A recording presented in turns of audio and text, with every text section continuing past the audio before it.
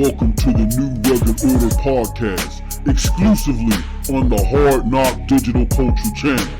Now give it up to your host, people, MM2K.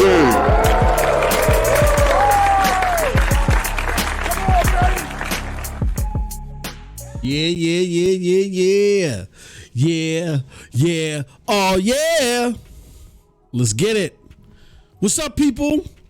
It is your boy, MM2K of PNTS Network, Hard Knock Digital Culture, which this is the platform that you're on now. MM2K Gaming. My boy, Cold Blood Sensei's favorite, Ubimos Gaming. Cloud Dosage, Broadband Bullies, you name it, I'm part of it. We're here with another episode of NROPODCAST. This is the podcast where we talk about AAA hardcore gaming, because this is the platform of AAA hardcore gaming, hardcore martial arts, hardcore anime. We got some anime stuff coming up soon, but we'll talk about that later in due time.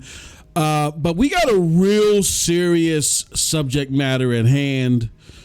And I don't want to do I told you so's, but and I won't.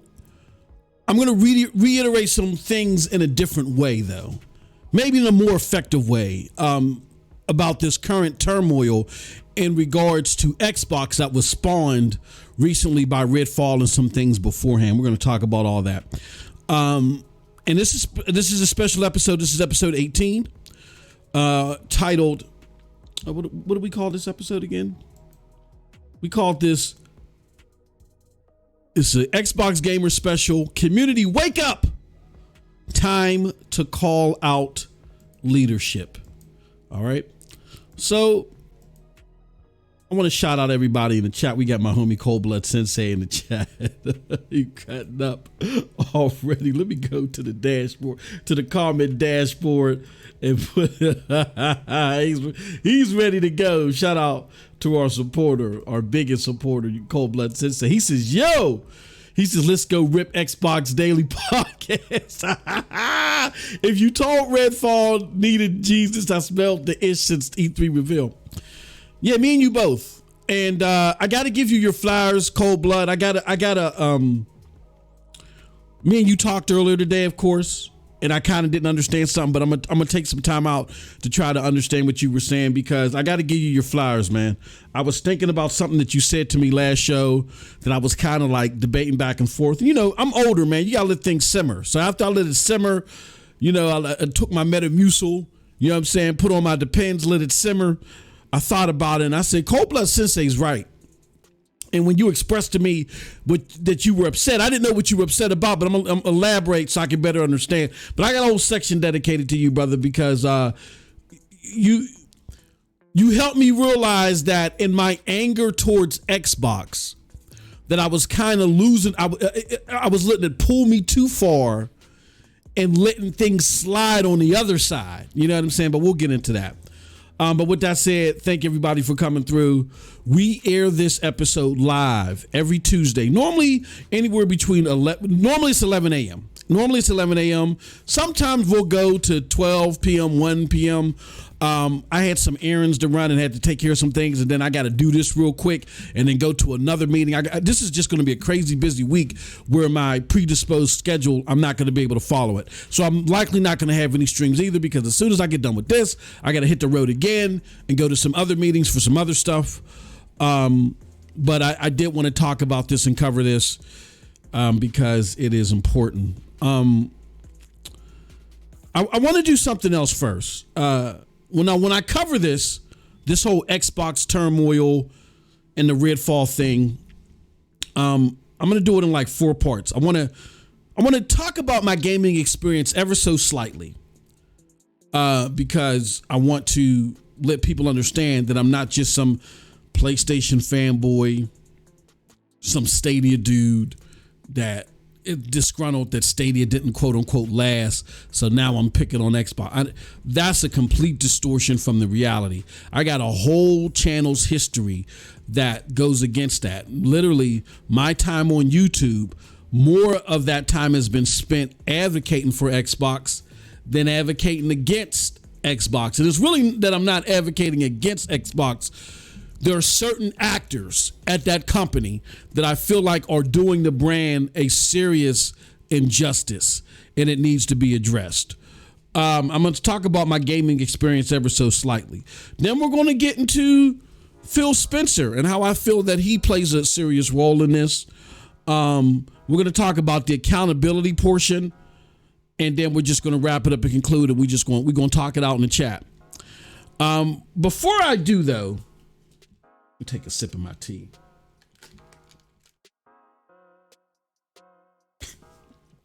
Before I do,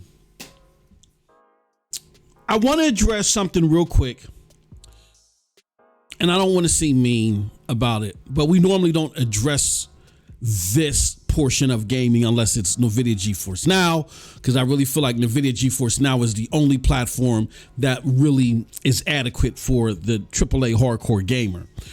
That's cloud gaming. I'm not going to talk too much about it. It's not even part of my gaming experience because it's something new. It's something I'm passionate about. It's something we've been talking heavily about. And if you were following our content over at Cloud Dosage and our fantastic team there, Cloud Dosage News on YouTube, Cloud Dosage Streams on YouTube, and then clouddosage.com on the web, if you were following those, you would understand why the CMA came to the conclusion that they did and why cloud gaming is a very important and growing aspect of the video game sector. It's going to take some time to mature, but you would understand all that if you were following the content instead of just trying to brush it off. I'm going to create a video in the foreseeable future for Cloud Dosage YouTube, Cloud Dosage News, that is. Great channels, check them out. I'm going to create a video that explains why CMA focused on cloud gaming the way that they did. But relative into my gaming experience, 30 plus years in gaming, 35 plus years in gaming rather, cloud gaming only makes up a small portion. I've been enthused about cloud gaming since 2019. It's 2020, so 4 years. Prior to that, even my stint on the internet, YouTube, MySpace, Facebook, I've spent more time advocating for AAA hardcore gaming that I don't think it's fair for, just because it's the thing I'm recently going into, and mainly for the delivery system, I don't think it's fair for me to say that cloud gaming is a staple to my overall thoughts on gaming overall. So I don't have that as part of that. So my cloud gamers that are listening, and you're very welcome to listen to this, really this podcast isn't geared to address your concerns.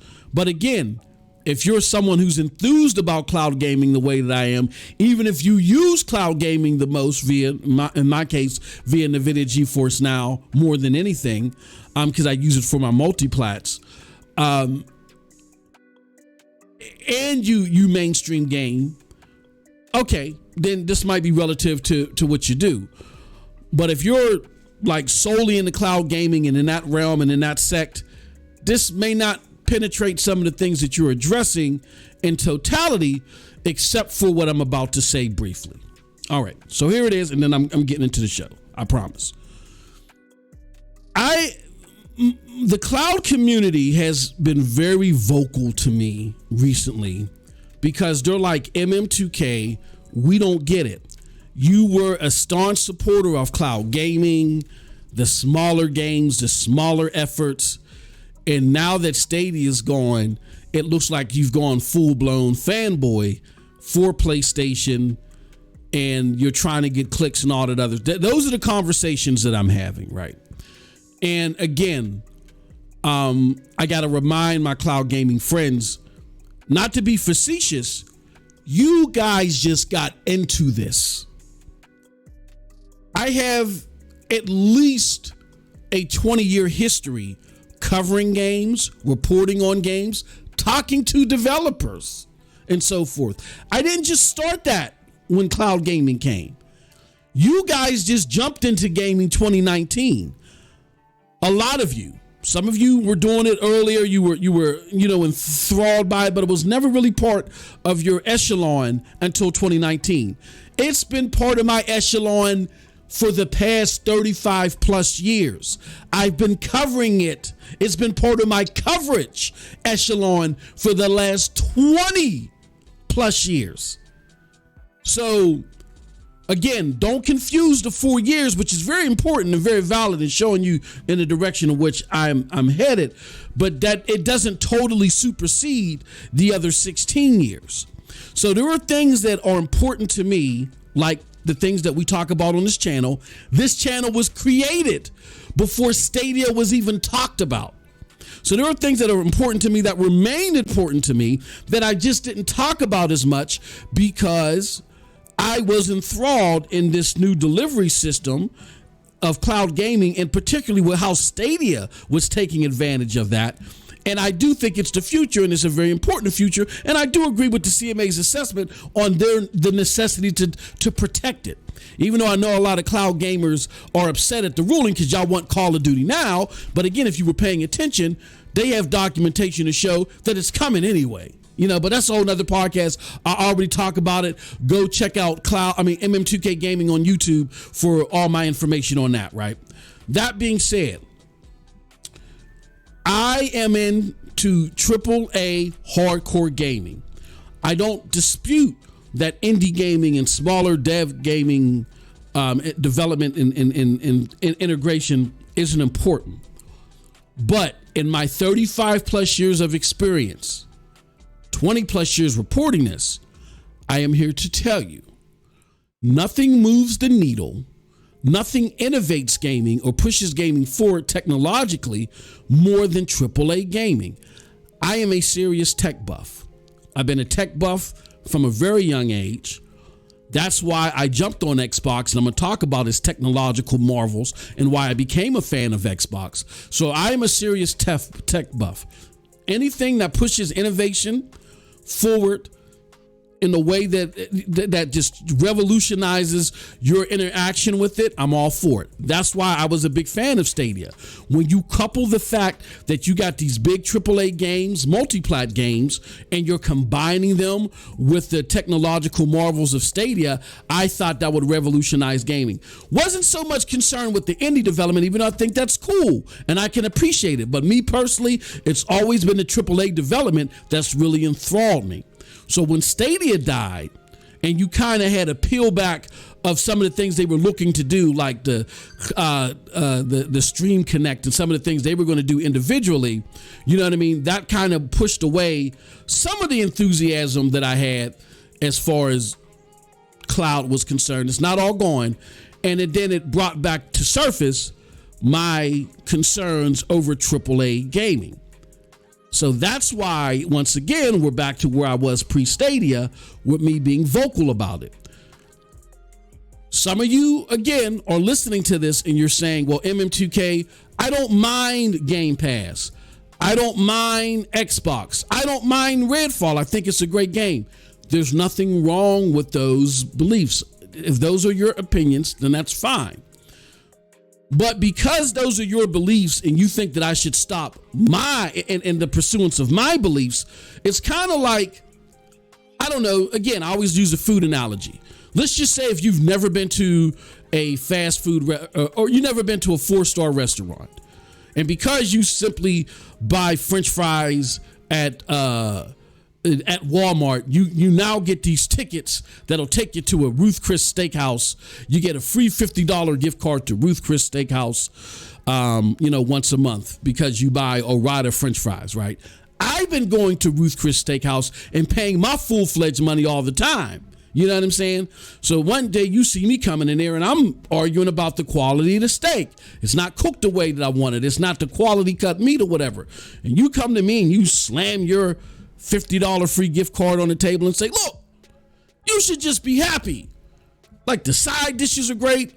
The water is ultra filtered. Look at the ambiance of this place. The tablecloths are nice and clean. You should be happy just to be here. Why are you so dismayed and abysmal and negative? You got to understand, in a scenario like that, I'm turning and looking at you and I'm saying, you got a free coupon here, aka Game Pass. I've spent tens of thousands of dollars on this platform. I've been bamboozled into believing that, again, they were going to underscore the AAA development in the way that they used to, and I had to wake up and realize that wasn't the truth. However, I got fellow gamers that still don't see the truth that I'm trying to reach out to. Just like I had fellow gamers that didn't understand and appreciate Stadia that I was just trying to reach out to and say, hey, at least give it a try. So because you got a free coupon last week, you know what I'm saying, at Ruth Chris Steakhouse, and you enjoying the salad and the cucumbers, that does not supersede the fact that I've been supporting this establishment for decades. And I want what I paid for, just like other gamers want what they paid for. So if you are happy, you're fine. Ignore me, block me out, enjoy your cucumbers and your salad and the cleanliness of the tablecloth. This right here is a discussion that is out of your scope. And again, I'm not trying to be facetious. I just want my cloud gaming brethren and sisters to understand. We have scenarios, mainstream gamers, where I've had conversations behind the scenes with some of my cloud gaming brethren and sisters where they told me, you know what? Dead Island is trash. Dead Island is trash. Oh, but you know what? Redfall is great. Huh? What? I can't relate to that. The mainstream community can't relate to that. I think, and again, I don't want to just impose my belief system on what's going on. I don't want, or to provide too much conjecture, but I think a lot of that is based off the fact that Dead Island, you got to pay full price for.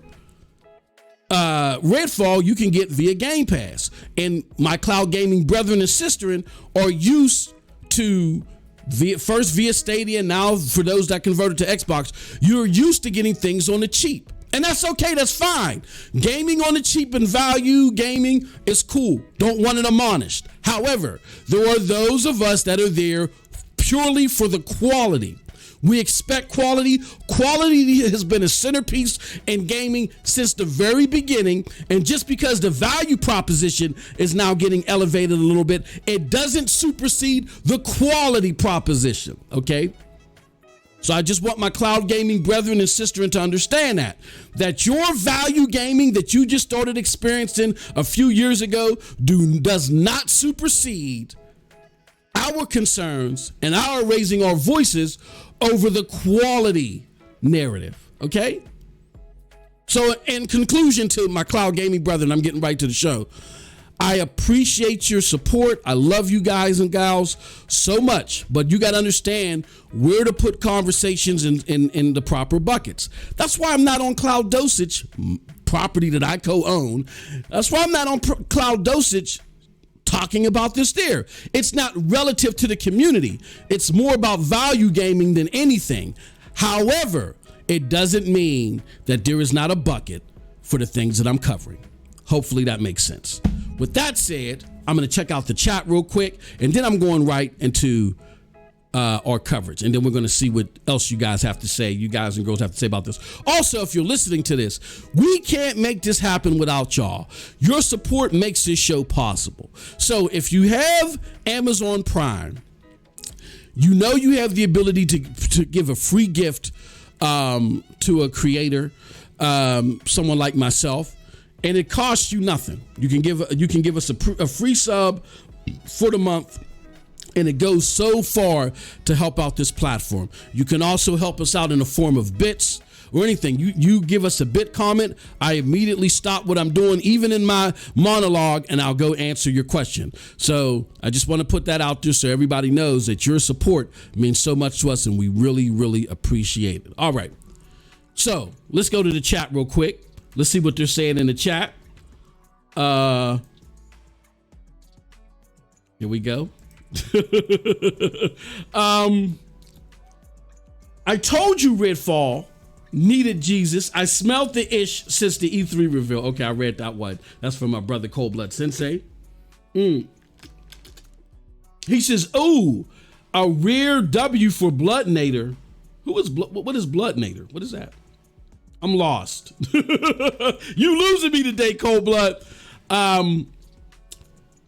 Jonathan in the house with the eyeballs.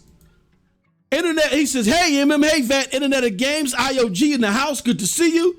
And of course, we got my good brother, Vet Gaming in the house. What's up, brother? I see you killing it over there on YouTube, man. I see you doing your thing, man. All right. What I said, this is the portion of the show where I go into my little monologue, and I want to say before I get into my bag and start chugging off my pint, let's crack the seal. We're going to call this the crack the seal section. All right. So Xbox is going through a dire situation because of Redfall, most recently. I mean, so, you know what I mean? It's like, and shout out to Vet Cloud Gaming. Thank you for subscribing at another tier for 5 consecutive months. Thank you so much, brother, for your support.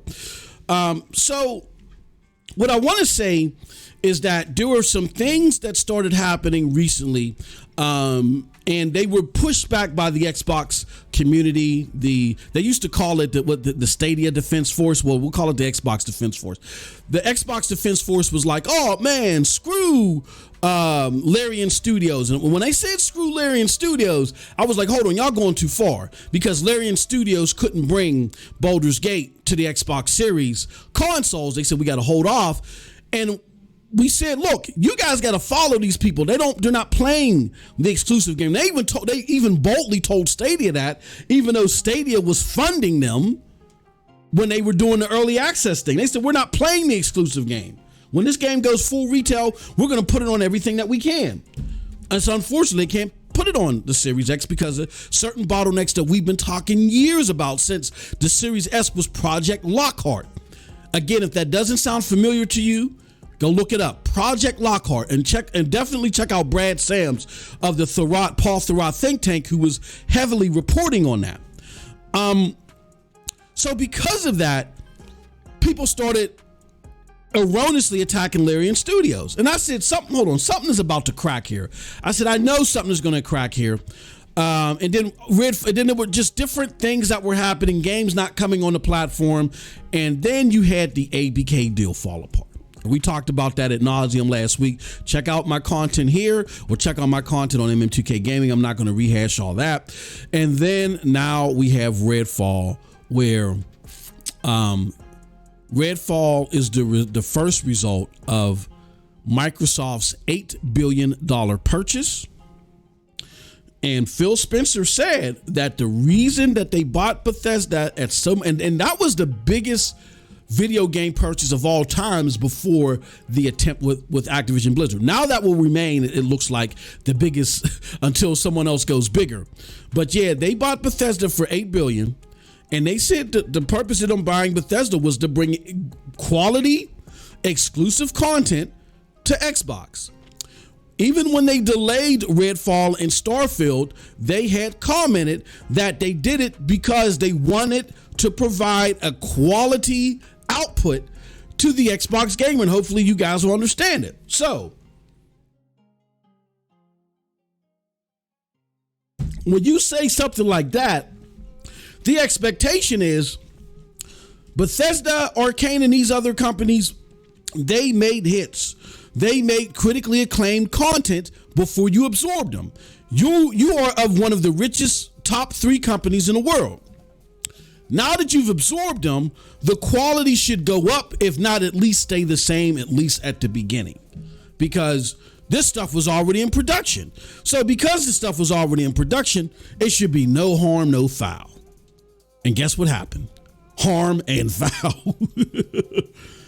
Arcane Studios, who has like an average Metacritic of like 80 and above, dropped the first game that's damn well almost 20 points lower than their average, and Redfall.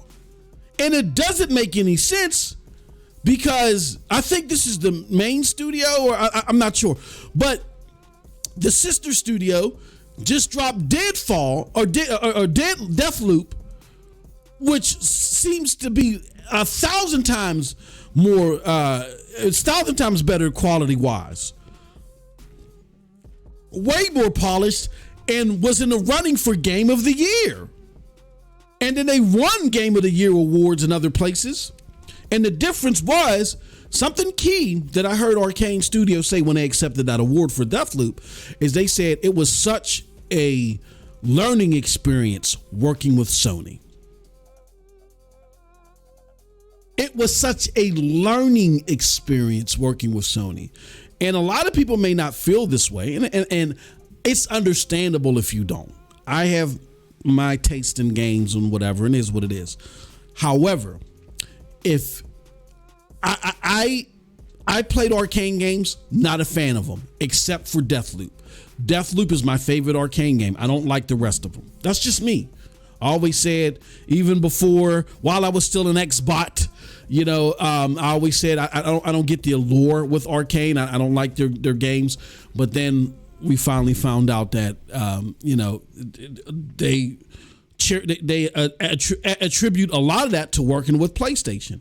Now you have the game that before launch they were working exclusively with Xbox, and you have a totally different scenario.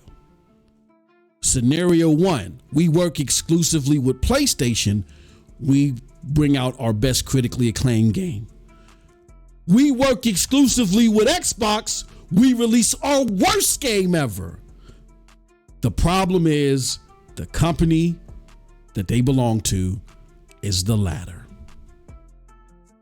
And that, my friends, is at the crux of why I give so much kudos to PlayStation, even though I used to laud them back in the day, because even though they're not perfect, and we're going to get into that, they are at least at somewhat of an acceptable level, maintaining the standards of AAA hardcore gaming content, which is at the pillar here of this platform. All right.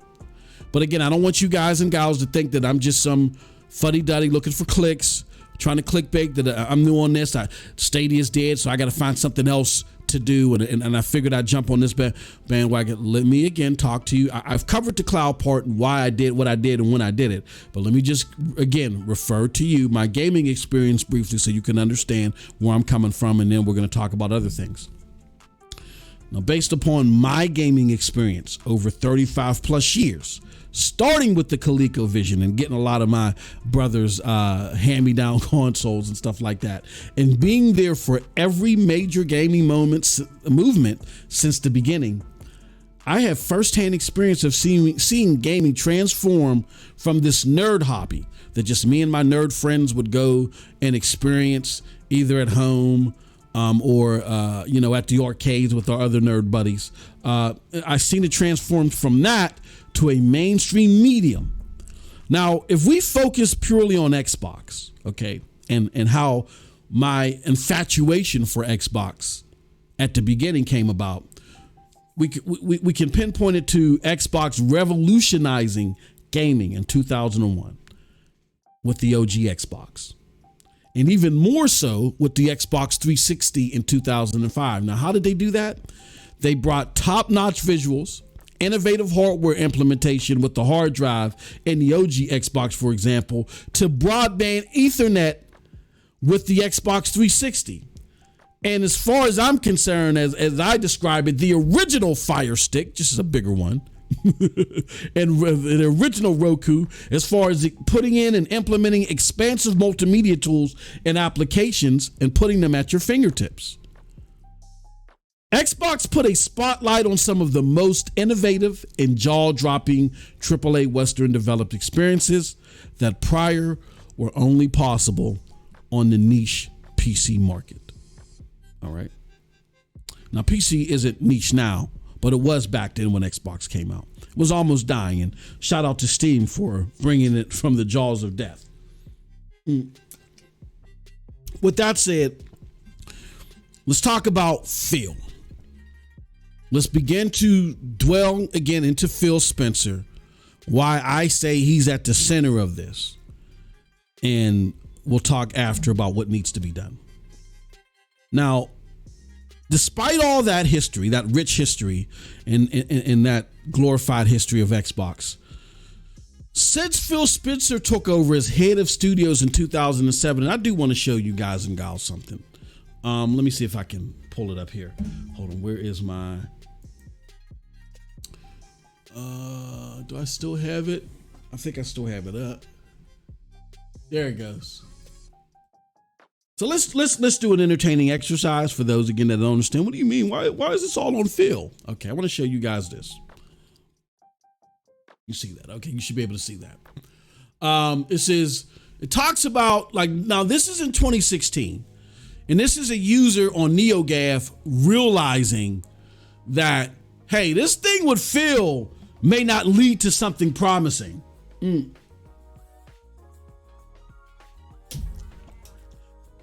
Like, this might end up becoming something that ends up biting us in the butt. How so? Well, let me show you. For those of you that are newer mainstream gamers or newer to the scene that really weren't around during the 360 era or weren't really that involved with the 360 versus PlayStation 3 era, let me explain how. This is the Xbox 360 exclusives. Now, let me preface it with this. The Xbox 360 was released 4 years after the OG Xbox. OG Xbox got curb stomped, but that was okay. It was the newest platform on the market. Nintendo got beat so bad they bowed out early. They stopped making AAA consoles. The last one was the GameCube, and they said we're going to take a whole different route. And that's how the Wii and the Wii U and the Switch came about, right? So Xbox said, look, this is our first foray in here, but we got to stop PlayStation. We got to keep PlayStation out of the living room because video games is a large growing sector of entertainment. And one day it's going to take over the living room. And people in the market were able to see that backed in about video games, just like they're seeing now about cloud gaming. If you're old enough to remember, and this is why the people that are doubting cloud gaming should take a pause and take a step back. If you're old enough to remember way back when, remember when people used to say one day video games is going to overtake movies and music, and you had the jocks and everybody say, please, get out of here, nerd, please, right? And what ended up happening? Video games did that. Now we laugh at those people that couldn't separate the forest from the trees and couldn't see this happening. Now take a snapshot of 2023.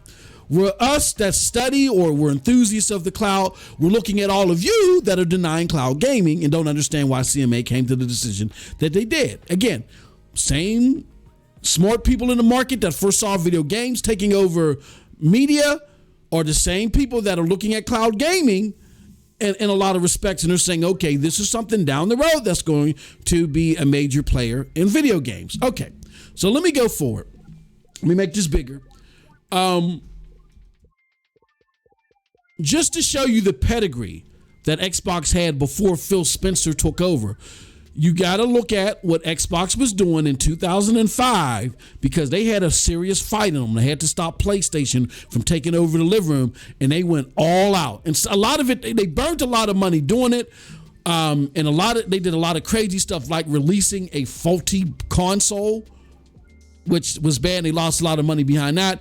But that wasn't all that they did. They critically spent money in the right places to create great video game experiences. And they can do that again in a more budget-friendly way without it being as bad as it is right now. Let me show you the parts that they did right in the 360 era and why they sold more consoles for most of the generation, and they definitively sold more software. And that's the name of the game, the software. All right. And I'll argue any PlayStation pony down, I'll argue you down on that. Yeah, the PlayStation 3 may have caught up at the end of the generation. It doesn't matter. The 360, while that generation was relevant, going into the first 3 years of the next generation, while that generation was relevant, they sold more software. And there's a lot of places that still report that Xbox 360 got more software out there. But that's another debate. Let's just look at the quality of content that they had. Okay, at launch, 360 came out with Cameo, AM3, Project Gotham 3, Ridge Racer, Dead or Alive 4, Perfect Dark Zero. Those were all quality games at launch, even though there wasn't a whole bunch. There were more a lot of this is first party, some of it is second party, but there were other games that were missed, like Call of Duty was exclusive to Xbox 360 at launch. Call of Duty 2 was. So you had other things going on too Prey. So you had a lot of innovative games that came out at launch of Xbox 360 that really had that next generation feel to it. And you got to remember too, the Xbox 360 came out a year before the PlayStation 3. They were serious. All right. So you had this, what you see here, some other stuff. Let's go into 2006. So that's why you don't see PlayStation, because PlayStation wasn't even out yet. So they started with that. Let's go to 2006. 2006, Far Cry Instincts Predator, Rumble Roses, The Outfit, Full Auto, Bomberman Act Zero. Let me bring this down just a little bit. Saints Row, MotoGP 2006, Tom Clancy, Grog, Ghost Recon Advanced Warfighter, Overg Fighter C, Chrome Hounds, 99 Nights, Dead Rising, Import Tuner Challenge, and Dead or Alive Extreme 2. Most of these were some serious titles. Saints Row, Tom Clancy, Grawl, like these were big titles. Here goes PlayStation 3. Ridge Racer 7, Genji, Resistance Fallen Man, Gundam Crossfire, Full Auto 2, Untold Legends. These games couldn't compete with 360. They couldn't compete. And then on top of that, the 360 played the multiplats better too. They made sure of that. All right. Now here goes 2007. We got Halo, Forza Motorsport 2, the original Crackdown, which was a pretty damn good game. Tenchu Z, Kingo Legend of the Nine, Beautiful Katamari, which was like a mainstream a mainstream favorite at the time, the Katamari series, Project Sylphie, Dance Dance Revolution, Fusion Frenzy, Bullet Witch, Ace Combat, Wartech, Blue Dragon, which was like a cult classic game, RPG game, Project Gotham 4.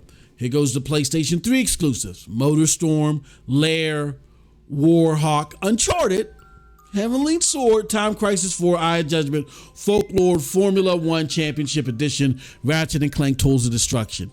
Again, they weren't really selling the system. Uncharted was getting critical acclaim, but it really wasn't moving units. It wasn't until they bundled it that people were like, oh, okay, this is a deal, and then it started moving units. That was the ebb and flow of the Uncharted series with the PlayStation 3. They weren't moving units like the Xbox exclusives were until they were getting bundled. And they still weren't touching the Xbox exclusives, all right? Xbox 360 exclusives, 2008. Now, granted, 2008 is when Phil Spencer became, late 2007, early 2008, in that time, Phil Spencer became head of studios, the person responsible for getting these games. However, these games that you see in 2008 were already etched in stone. They were already set to go. You know what I'm saying? So even though Phil came in around late 2007, early 2008 to take over, these games that you see in 2008 were already signed, sealed, and delivered. And that was Lost Odyssey, Cold Deception Saga, Too Human, Infinite Undiscovery. I mean, you got those real cult classic games. Too Human wasn't appreciated until later, and then it started getting accolades later. Viva Pinata, Fable 2, Gears of War 2, Banjo-Kazooie, Nuts and Bolts, Dance Dance Revolution games, Kingdom Under Fire, Circle of Doom. I love that game. Operation Darkness, love that too. Spectral Force 3, Zoids Assault, Guilty Gear, Seen It, Lips, You're in the Movies, Naruto, Broken Band. Here goes the PlayStation 3 exclusives. Haze, which was their Ubisoft exclusive, which was a dud. Modem Storm, Pacific Rift, Hot Shots Golf 5, Metal Gear Solid 4, which I can't remember. Cold Blood, let me know. I don't think that one did that well. Siren, SingStar, Desagia 3, Resistance 2, SOCOM Confrontation, they really didn't do well. Little Big Planet did well. SingStar, Naruto, Ninja Storm, Gran Turismo 5 Prologue, Buzz Quiz. Again, these games still were not touching the Xbox exclusives. All right. Now you're going to start seeing the results of Phil Spencer. You got to remember, back in the 360 days, game development didn't take as long. It took, about half the time, even a quarter of the time in a lot of respects. to get games on the platform. So now from 2007, you're starting to see the results of the signed, sealed, and delivered games for Xbox in 2009. And you're going to see a familiar theme. You're going to begin to start seeing a familiar theme. Halo Wars, Halo ODST, One Chambra Bikini, Magna Carta 2, which wasn't bad, Forza Motorsport 3, Lips, Indy 50 Evolution, Race Pro, Stocked, and Cubed. Halo, Gears, and Forza. Just no Gears right there. Now PlayStation 3 is starting to crank it up. They're starting to crank it up just when Xbox is starting to take a snooze, as Phil is the head of studios. Killzone 2, which got a lot of critical acclaim. Infamous, which again was starting to raise eyebrows. Cross Edge, Uncharted 2, which a lot of people at the time considered the greatest game ever. Ratchet & Clank, Cracking Time, that got critical acclaim. Demon Souls, which was huge for PlayStation.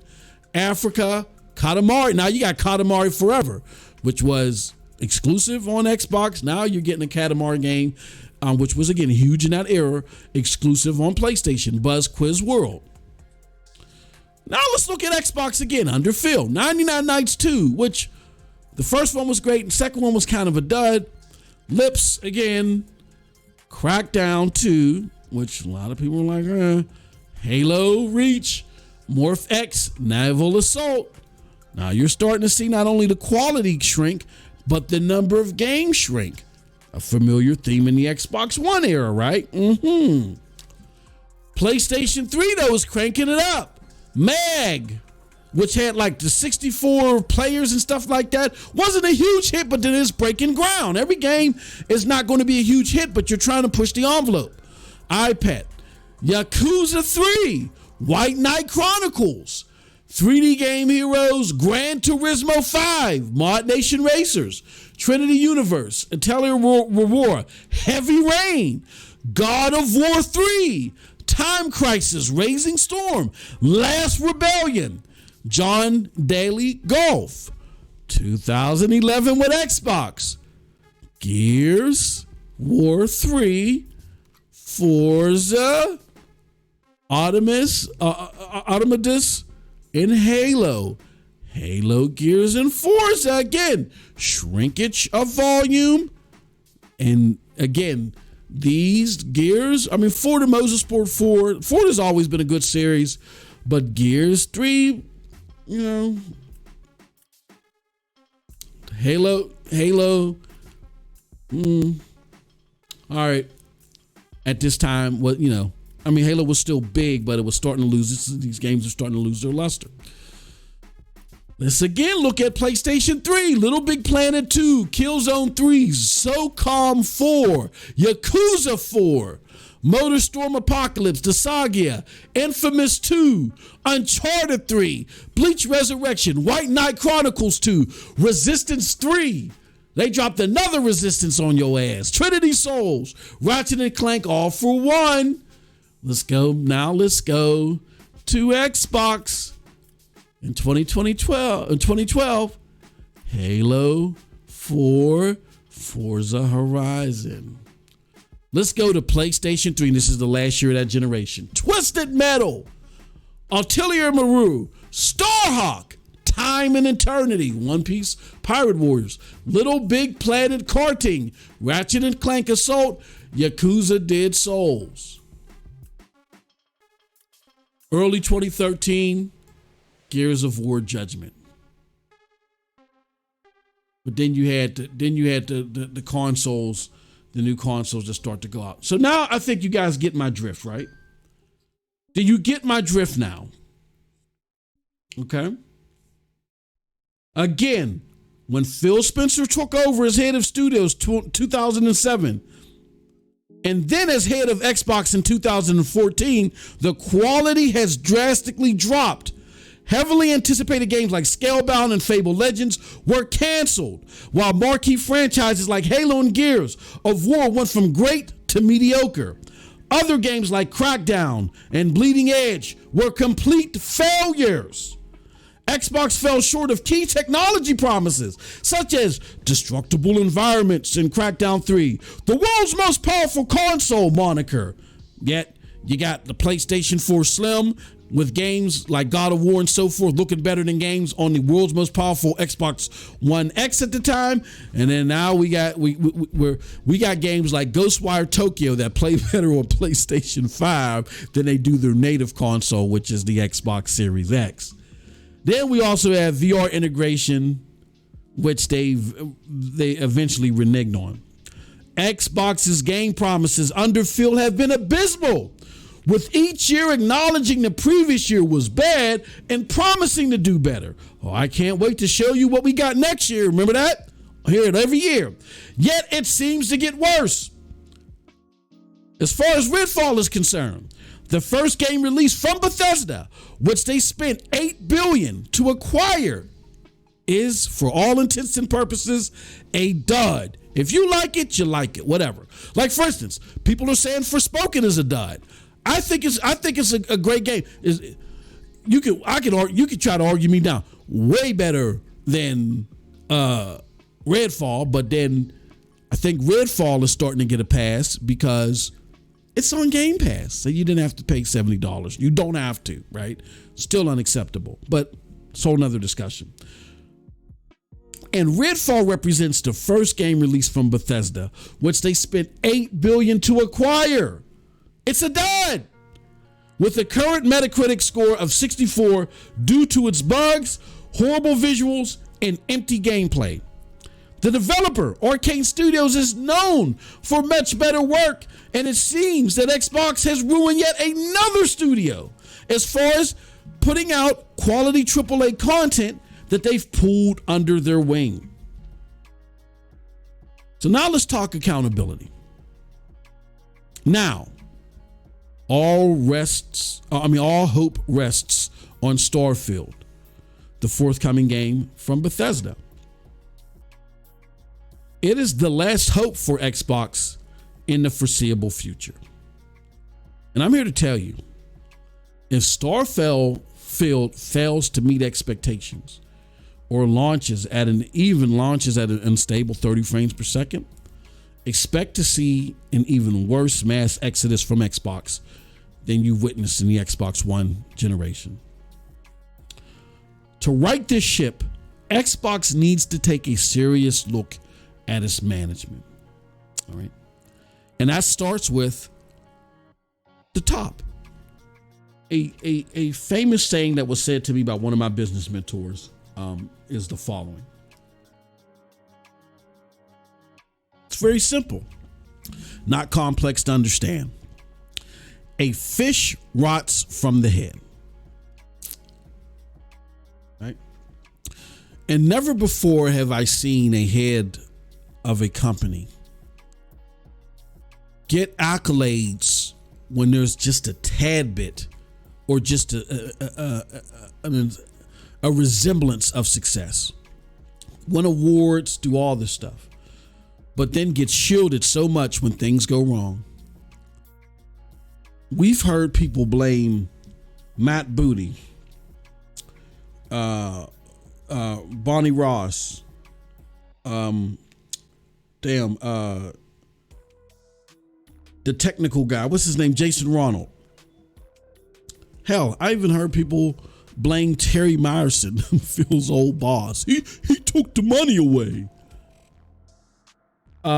He took the money away under the mise of Satya Nadella, right? Yeah, okay, all right. Hell, even Shannon Loftus. Now they're blaming Todd Howard and all these other people, right?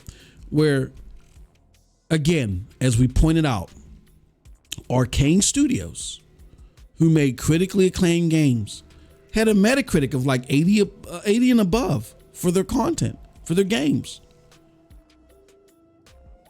When they made a game exclusive, where they worked exclusively with PlayStation, it was considered their best game to date. When they made a game exclusively with Xbox, it has been considered their worst game to date. I really don't need a podcast to illustrate further on Xbox management's failures and their inability to lead. Remember, I talked about in a previous podcast that a leader isn't someone that wears limbo shirts or looks nice or sounds nice or plays a lot of games or is passionate about a game.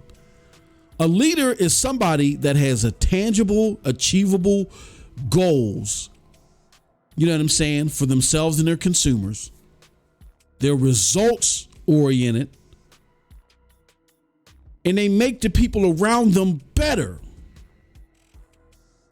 Phil Spencer has failed at all three.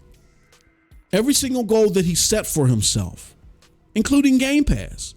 He said before that Game Pass was going to close the gap and give them a significant advantage on closing the gap as far as console saturation, because people, A, they were going to have a cheaper option for a console, and B, Game Pass is such a value that people are going to jump all over it. And he was going to continue to make it grow and be such a value that people were going to jump all over it.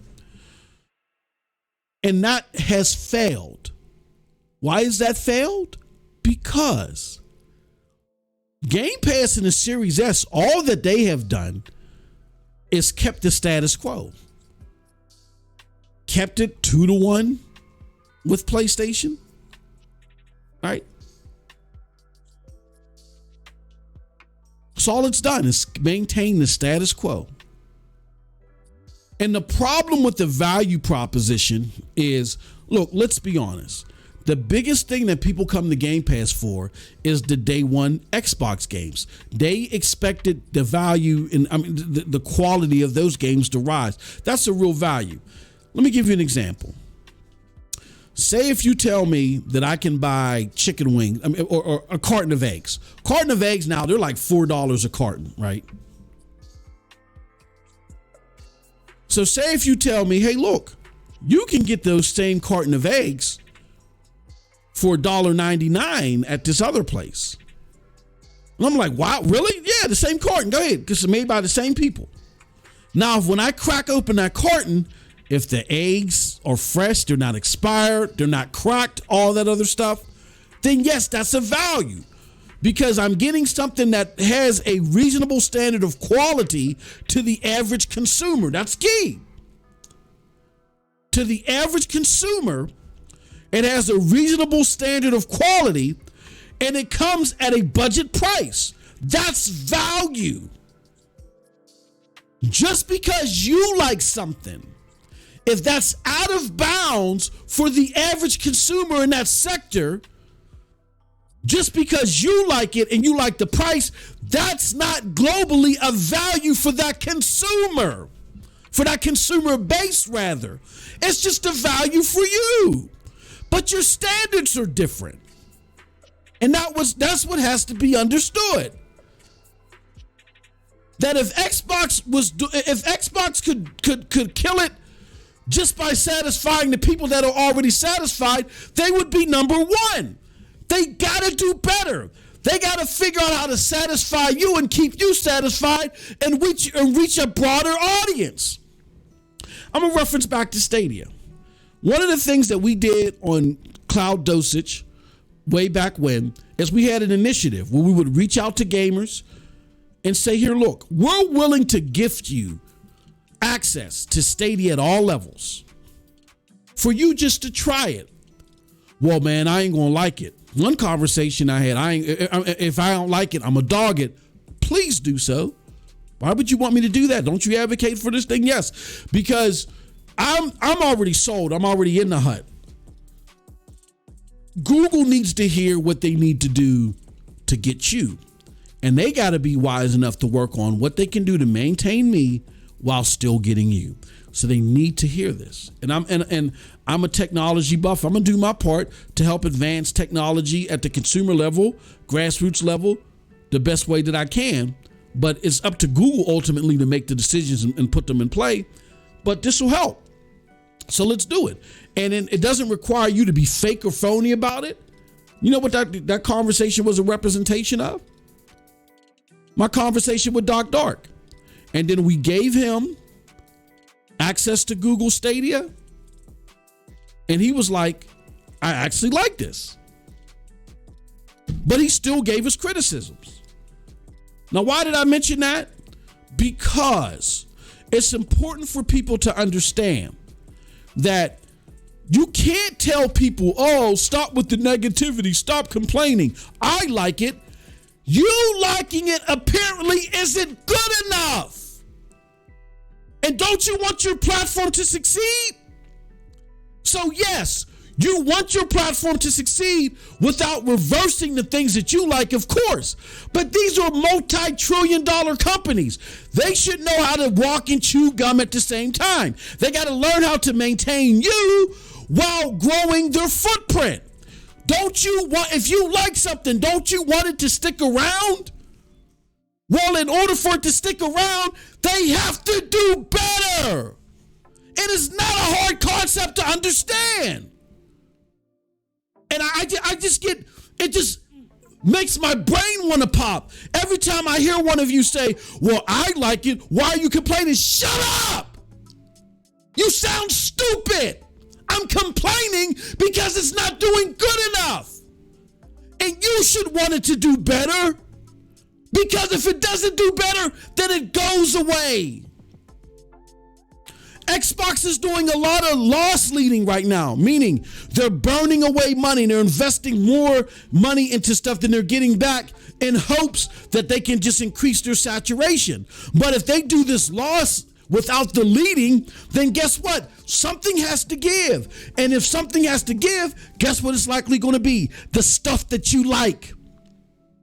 Meaning, everything is, if Starfield fails, everything is on the table.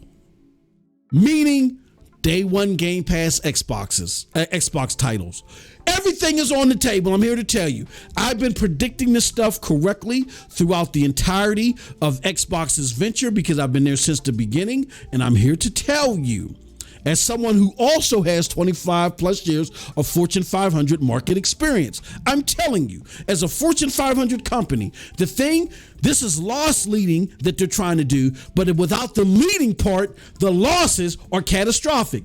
They're already almost ass out on the APK deal. It's like 90% plus that's it never was. Doesn't mean that it's over, but that's a big blow to the company. If Starfield doesn't meet expectations, then expect something pivotal things to change at Xbox. Everything is on the table, which would include day one Game Pass stuff. I'm here to tell you, clip this, keep it recorded for when that moment happens. Sorry for getting excited there, but it's just mind-numbing. I hear smart people say some of the dumbest stuff. I like it. It doesn't matter if you like it. Like, for instance, it didn't matter that we that were fans of Stadia liked it. It didn't reach the satisfactory levels of Google, so they cut it. So that's why people like me did the things that I did. Talk to Doc Dark and talk to other people. Try this out. Let Google know what they have to do to get you to.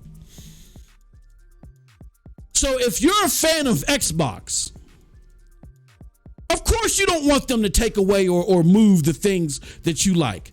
But if there's a broader audience that they have to obtain in order to see success and they're not doing it, then you as a consumer, whether you're happy or not, it will be, you can do whatever you want with your money or do whatever you want with your consumerism. But the smarter approach is to use your time on social media to advocate for them to do better. I'm cool. I'm happy, but I understand they do got to do better AAA quality output, because if not, this is all in danger. I tried to tell y'all that a long time ago. Y'all didn't listen. Now look at the discussions out there. I'm seeing space after space after space. People saying Phil is the man, Gaudimus Maximus, all this other stuff. They are saying now that he needs to be fired. Don't rest on your laurels. Don't give us false sense of comfortability because you like it. I'm telling you, as a Stadia content creator, someone heavily embedded in that platform. Now, again, some people may hear that and say, oh, well, that's loosey-goosey. Stadia was just in that or whatever. And they didn't have that much time. Xbox is way more solvent. That is true. But you got to remember, just off of coming off the success of knocking off, quote unquote, the PlayStation 3, just by Xbox having a bad launch, Microsoft considered selling them off. The only thing that kept Microsoft on, it wasn't Phil Spencer giving some elaborate speech. I don't buy that crap. Satya Nadella, it was his Game Pass is his brainchild.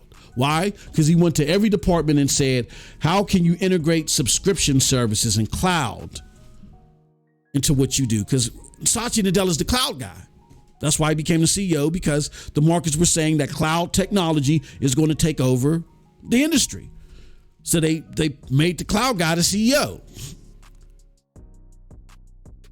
So the blueprint for Game Pass is Satya Nadella. Came from him. Now the titles that would go in there and the deals to negotiate that, I believe Satya was there too, but that was driven by Phil, right? And the day one Xbox games, I wouldn't say was Phil's idea, because look at Microsoft 360. You know what I'm saying? Like, all their marquee products and suite services are in these subscription models. That is Satya Nadella's brainchild. All right? So it's critical to understand that just by having a bad launch, Microsoft was ready to drop Xbox. You see, upon the bad news of the deal not going through, Microsoft still did well in the market. Why? Because the way Satya Nadella phrased that investors call, it's like, well, hey, look, all my Premiere stuff, which is our Windows and our cloud stuff, that's doing great. Gaming is, and he did such a well job of selling that nobody paid attention to gaming. So you could reasonably argue that if they lose this APK deal and the quality keeps getting beat upon because the management at Xbox directly isn't doing their job to do quality control, you're going to see some pivotal moves happen, and the stuff that you do like is going to go away. So again, if you're happy, I'm not telling you not to be happy, but it would be smart to be concerned. It would be very wise to be concerned. Doesn't mean that you're not happy. You can still be happy and like what you're getting, but be concerned over the longevity of it. I'm telling you now, especially that APK doesn't look like it's coming. If Starfield doesn't do well, you're going to see some pivotal, because that game, there's just a huge money pit with these games. These are AAA games. AAA games are now costing hundreds of millions of dollars to make. We look at Halo 5, $500 million, and they're only getting more and more expensive by the day. If Starfield doesn't do phenomenal, if it doesn't reignite the confidence that Xbox can turn it around and start putting out quality content instead of mediocre at best, or, very fashionable AA content, some very critical things are going to be put on the table. And I guarantee you, again, I hate to sound like a broken record, but some of y'all just got to get out of your stupor You got to get out of it. Critical things are going to be put on the table, and it will include Game Pass. Look, I've been right since the very beginning of this. I told y'all that Xbox was years before me and Z Next Gen 720 talked about this before anybody. And to keep Game Pass honest, they were going to make huge acquisitions. Did I know it was going to be Bethesda and Activision? No. But I knew they were going to make huge acquisitions before they even started talking about doing them to keep the subscription service honest. Then I predicted that the Xbox Series S was not going to change anything. Why? Because it's all about in that market, it's about the games. You can have all these cheap, entry points into it all you want. It doesn't matter. If you don't have the games that people want to play, all that is just trickery and foolery. We told you that the APK deal was resting heavily on what was being thought about the cloud market, and that shouldn't be sneezed over, particularly because they brought up concerns about the cloud market, never let them go, and they likely didn't let them go because of the underbelly of why Microsoft was making these large acquisitions, which was to stifle out Google Stadia, which they were successful in, and Amazon Luna. And the simple fact that the main competitor, Amazon Luna, still didn't get a deal made the likelihood that the CMA or any other regulatory that brought up cloud gaming still wouldn't be satisfied a possibility. And what ended up happening? Exactly what we said. I continue on this path of correctness. If Starfield doesn't get the quality control that it needs before it launches, I guarantee you that Microsoft brass, not Xbox, Microsoft brass is going to say, you know what? This experiment, the way that we're doing it, is a failure. Game Pass will still be around. It'll still have value to it, but it's not going to have the same value that it has now. And as far as you getting access to your day and date Xbox games, that's going to be taken off the table. Either that, or if they're going to do it, the price is going to significantly skyrocket, which I think would be a worser outcome. They might as well just take Xbox games day and date, or certain Xbox games, AAA games, out of their day and date. They're going to put them in there maybe 3 to 6 months later.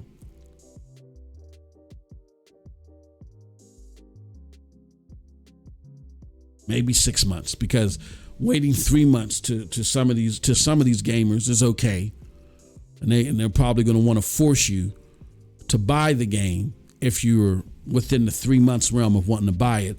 But usually past the 3 month realm, if you haven't bought in the game, you ain't going to buy it. So making it available within 6 months or after makes sense. Hopefully that makes sense. Again, so let's continue on the importance of Starfield and the need. Again, if you're happy, and you know what, clap your hands. If you're happy, there's not anything wrong with that. If you don't see any problems as far as your personal approach to the consumer goods and services from Xbox, nothing wrong with it. That's fine. Keep gaming on. However, it would be smart to be concerned about the longevity of it. Trust me, as someone who's been following and reporting on Xbox since the beginning. All right. If Starfield fails to meet expectations or launches at an unstable 30 frames per second, expect to see an even worse mass exodus from Xbox than we saw with the Xbox One generation. To right this ship, Xbox needs to take a serious look at its management. Here's our proposal to keep Phil accountable. All right. We propose, because all this failure it's all tied to Phil. It's all tied to Phil, his lack of management, his telling you, I've played Crackdown 3 and it's a fantastic game and it's at the quality that I want. He's played Redfall. He's played this game from I forgot the name of the studio.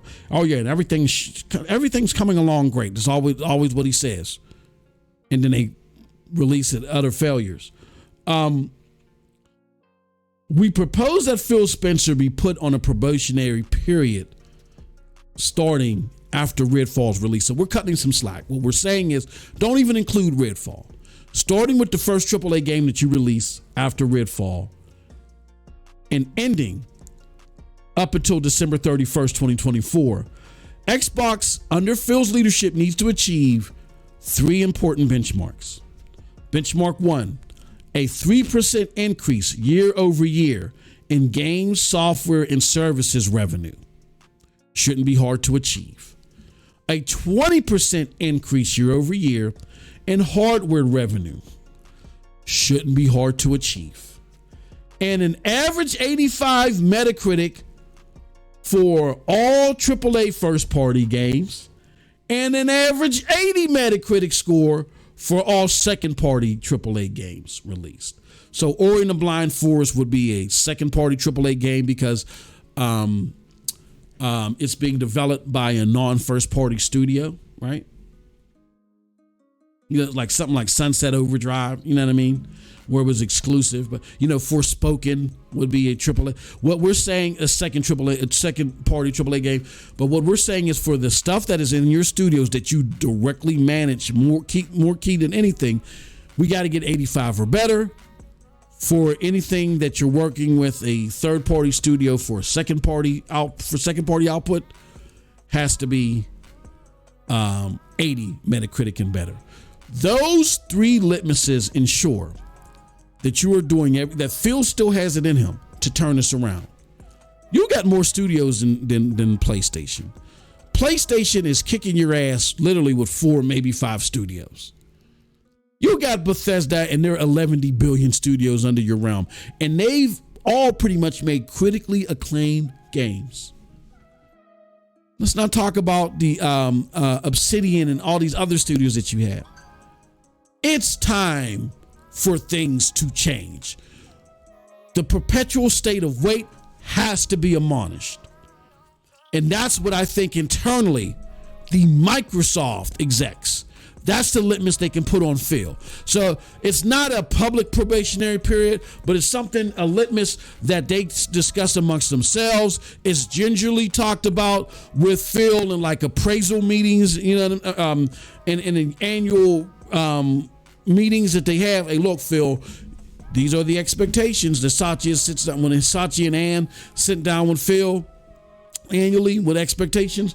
We're looking at 3% increase expectation year over year on software and games, 20% increase on hardware revenue, and 85/80 Metacritic, depending upon second party and third party games. He's accountable. Phil is not some assistant who just happens to have cool ideas that people follow. He's in charge.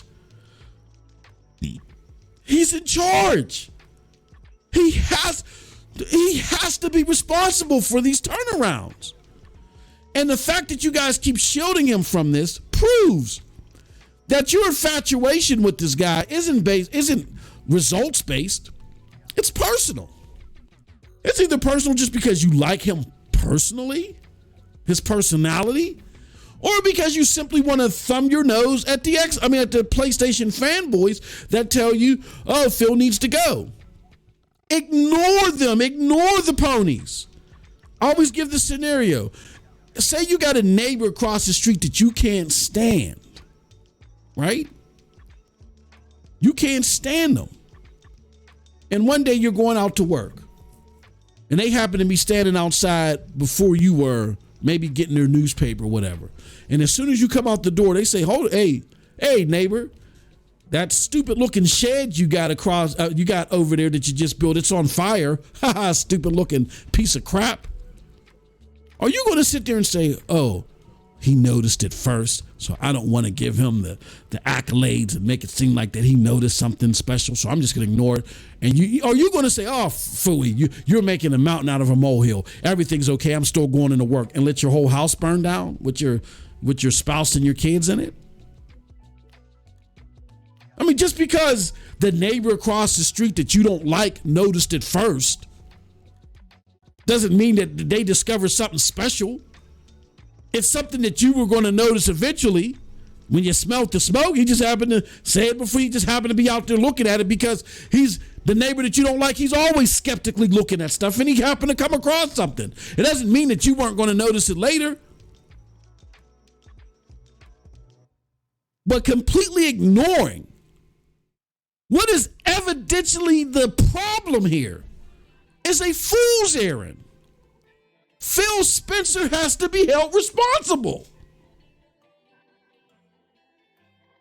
And if he cannot reach those meager benchmarks that I put out there, for example, he needs to be relieved of his duties, period. He wasn't hired to be a cheerleader. He wasn't hired to be the handsome guy wearing the limbo shirts.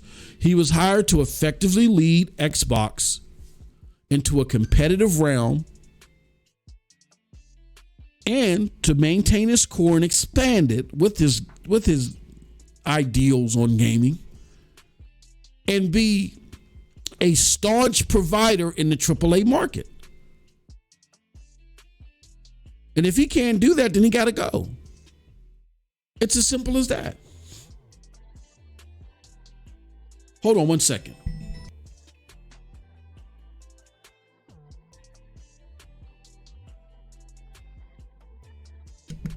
Okay. So, gamers also have a responsibility in this. They need to hold Phil Spencer accountable. When games ship in the state that Redfall shipped, Phil needs to get the brunt of the blame. Phil Spencer is the number one guy to ensure the brand is intact. That's the reason they hired him. If he allows decisions that damage the brand, his leadership needs to be put into question.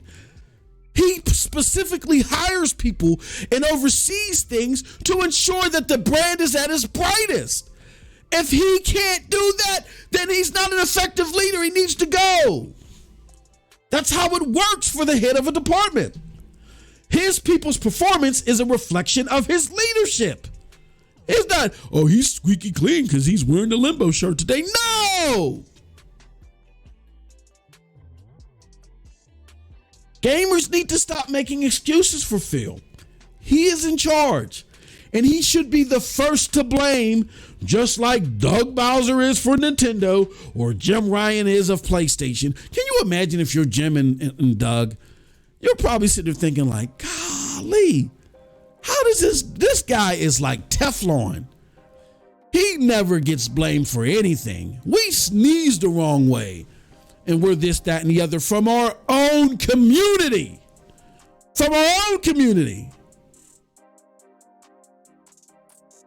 With that all said, and now it's time for me to get back to the chat. In conclusion, Xbox's journey has been one of ups and downs. From revolutionizing the game industry to now becoming a questionable one. It's up to Xbox management to right this ship. And more importantly, it's up to you, the gamer, to hold them accountable. And that's the breaking of the seal. All right, now we're going to get into my bag, if I haven't already. Let's go to the chat and let's see what y'all got to say. Let me see. Let's add all y'all comments in here. We love to see them.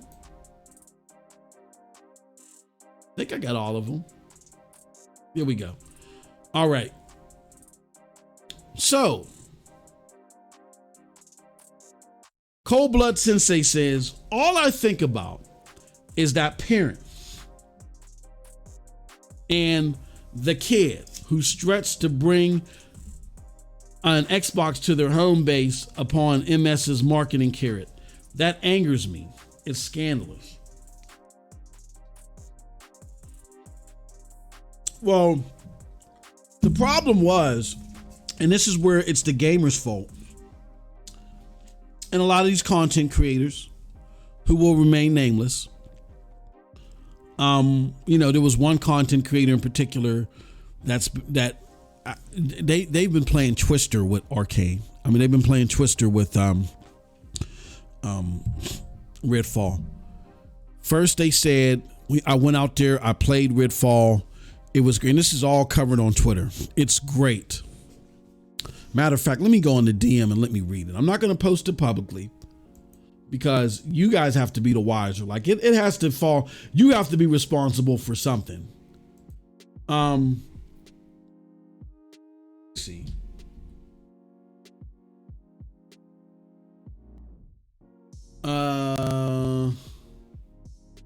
Let me do this. Let me see if I can find it. I know it's here. Where sadly enough, this content creator said all this. Oh man, I should have bookmarked it. There's so much stuff in this DM. Oh golly, yeah, I can't find it. Hold on. You know what? I might have. Did I respond to it? No, I didn't respond to it. Now let me just put. Let me put this name out here and see. Hold on. Give me a second, y'all, because this is classic. This is classic. Let me see if I can find it. I think this is it.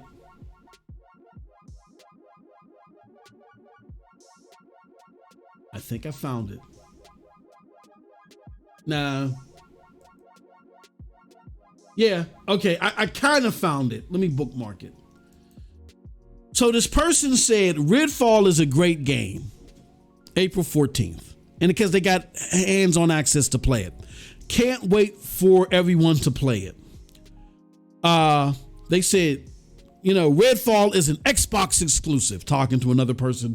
2023 is still a winning combination for Xbox.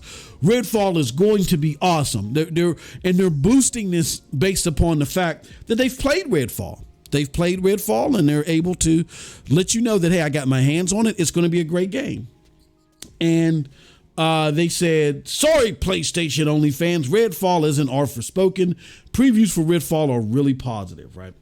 There's something else that this person said too, but then they had the audacity to say that it says Redfall is bad and it's horrible. They gave a review of Redfall and they were like, yeah, Redfall is horrible, it's bad. But they did that after the fact. They did it after the fact. They did it after everybody blew back and said, you know what, basically, you know, debunked everything that they were saying about the game. Now, if you thought it was a positive game, you're going to stick to your guns. Like we see people like Jez Gordon, who still says that he thinks Redfall is a good game. We see people like even PlayStation pro PlayStation publications like Dual Shockers. They said they gave Redfall an 8.5 out of 10. I mean, if what you're saying is authentic, then you're going to stick to your guns. But there are content creators like that one who was hyping up Redfall, and then now because there's so much negativity on it, they now are changing their tune that you can't trust these people. But the problem is you, the gamer. I don't blame them. I blame you. Stop being infatuated and so misled because someone has a high number next to their name. All it means is that they're just good at duping people. They're good at duping people, or they got a whole bunch of roadies and zealots following them because they want to belong to someone with a high number. Hold on one second.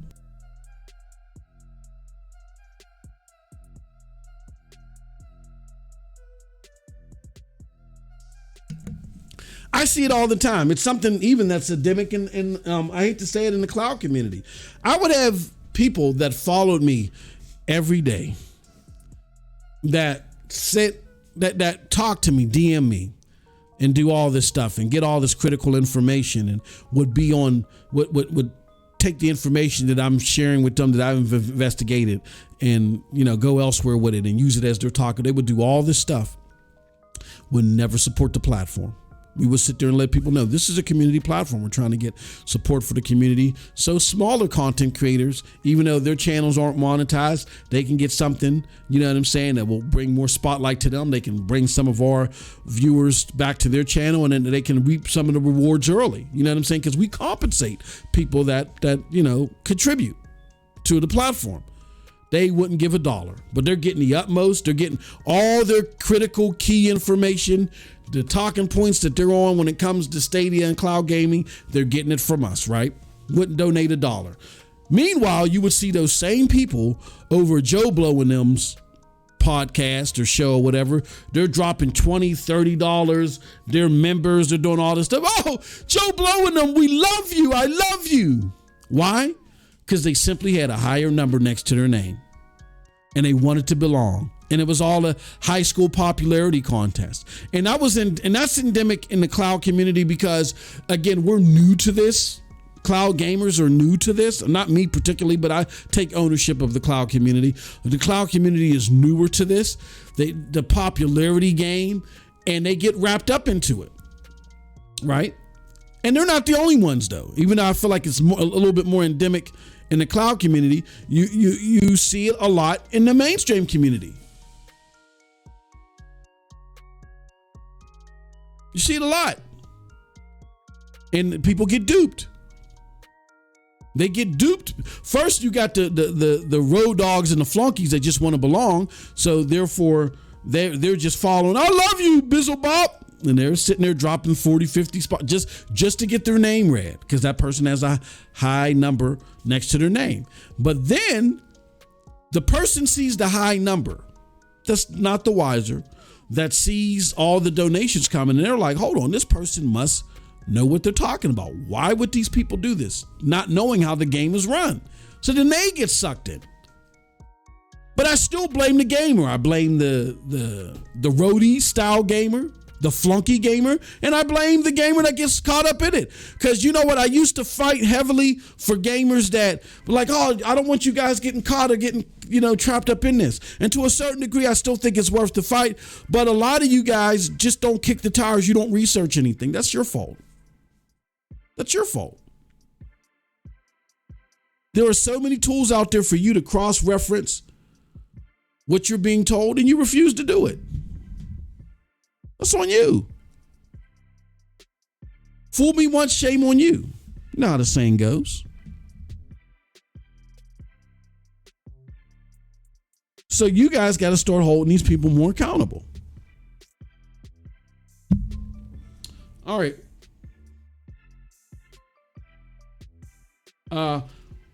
When I told people to invest in a PC rather than an Xbox, I was called a pony. Now the same people are mad at their own purchase. Absolutely. Because Xbox, again, it's all about the money with Xbox. Xbox is not, you're gradually seeing them dismiss the console. Look, Redfall is in the state that it's in, not because Arcane is a bad developer. I think they've shown us with Deathloop that they can make quality content, even content that, can pull me in. Redfall should be a 90+ game based upon the fact that they've already been getting accolades. They've already dropped a game with high accolades, their highest yet, and this was a follow-up to that. This should be a 90+ game. It's not a 90+ game because of Xbox's intervention. Xbox said, look, we did a piss poor job managing what we have in the pipeline. This is the closest AAA game, closest to being released. Put this out there. Put it out there. Make it work. Put it out there. Put it out there in the state that it's in. Put it out there and make it work. And Arcane, arguably, can do well for a lot of people. So even though it's a skeleton, it's like an early access mode, the basis of the game has some dips and dribbles of entertainment, but it's not ready for launch for full public consumption. Of course, you're going to get some people that love early. I love early access games. I love them. but I understand what they are. But if you were to come to me at full price and try to give me an early access game, I'm gonna feel gypped. That same game that you gave me, because it's like giving me a sample platter. If you come to me and give me a $7 sample platter, I'm cool. But if you try to charge me $15.99 for what I know is a sample platter, oh no, because you're trying to beat me in the head with a cash register. The same rule applies here. So Xbox has essentially said that the growth we had this master plan with Game Pass. They put out this big article in GameIndustry.biz. Game Pass is going to revolutionize what we're doing and going to give us a bigger footprint here. We may not overtake Sony, but it's going to be completely different from last generation. And then we're going to use that as a springboard. And when they found out that it's not better than last generation, and reasonably you had an excuse last generation because you were making a pivot, new leadership. It's understand it takes time to build things. You had an excuse somewhat last gen, even though the excuse was running thin. You have no excuse this generation. You got 11 billion studios. PlayStation is just kicking your ass with with 4, maybe 5. Stop it. Internet of Games says Starfield is a magnitude more complex than Redfall. I'm nervous for them. They have already been placing some very key messaging about performance and scope out there in the marketing. Yeah, I'm totally with you. I'm totally with you. Yeah, the whole, I think 30 frames per second thing is fine. By now you would have seen significantly more from Bethesda.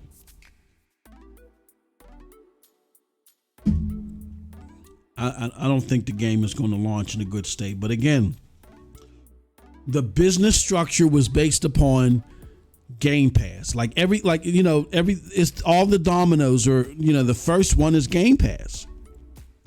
So in order for Microsoft's current game plan to see success, Game Pass has to be successful.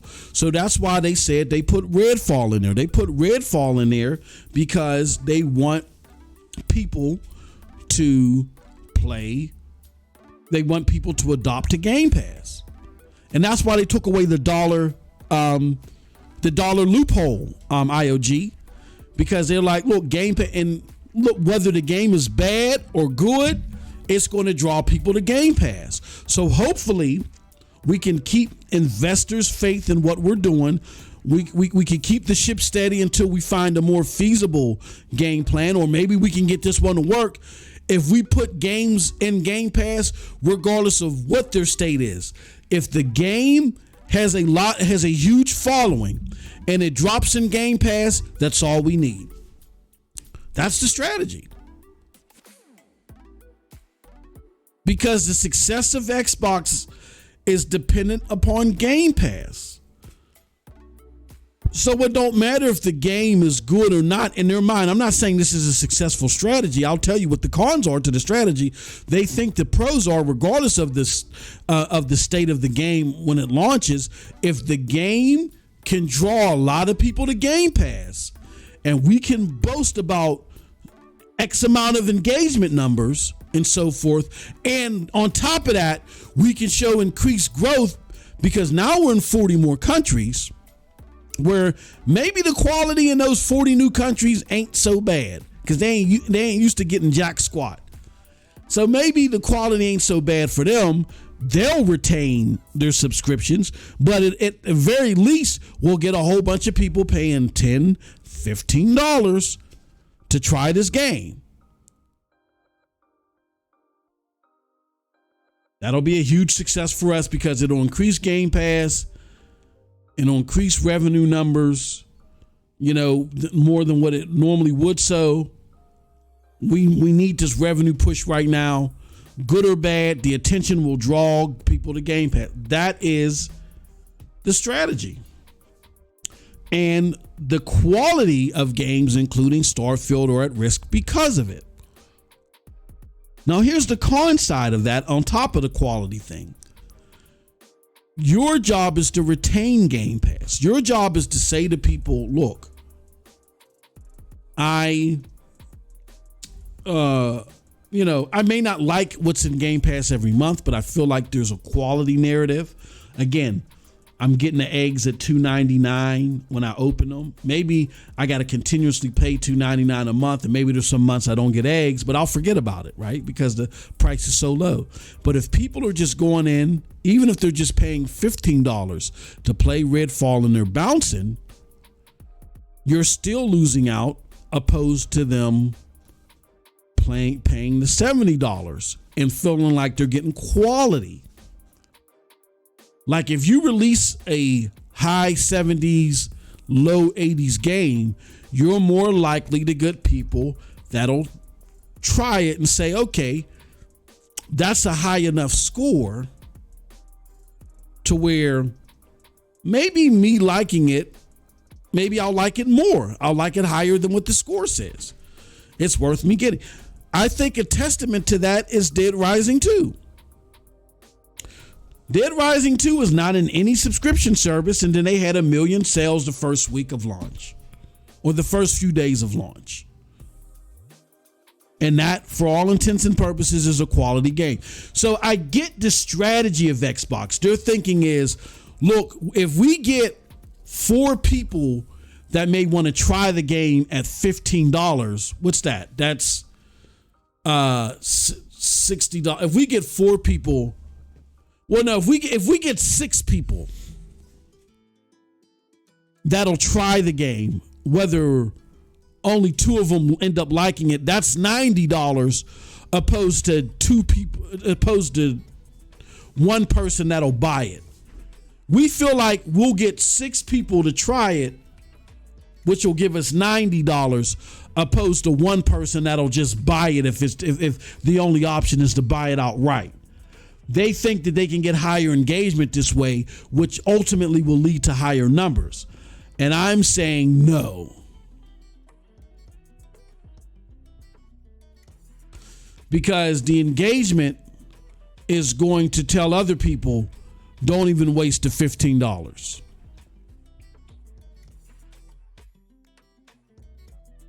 And they won't. Only the hardcore of the hardcore will. But you need Game Pass. You need mainstream implementation in order for that to work. If people think it's something, if the average mainstream casual gamer thinks it's trash, they're not even going to waste $15 to try. Xbox is banking on them saying, well, maybe they won't try it for 60 or 70, but maybe they'll try it for 15. No, they won't. No, they won't. The average casual gamer knows what they like. They'll journey into something else, but they'll journey on it based upon there being a quality narrative behind the product. And when there's not a quality narrative, they'll just say, I'm not wasting. It's a waste to them. That's $15 they can spend on a battle pass. I'm not wasting my $15 on that.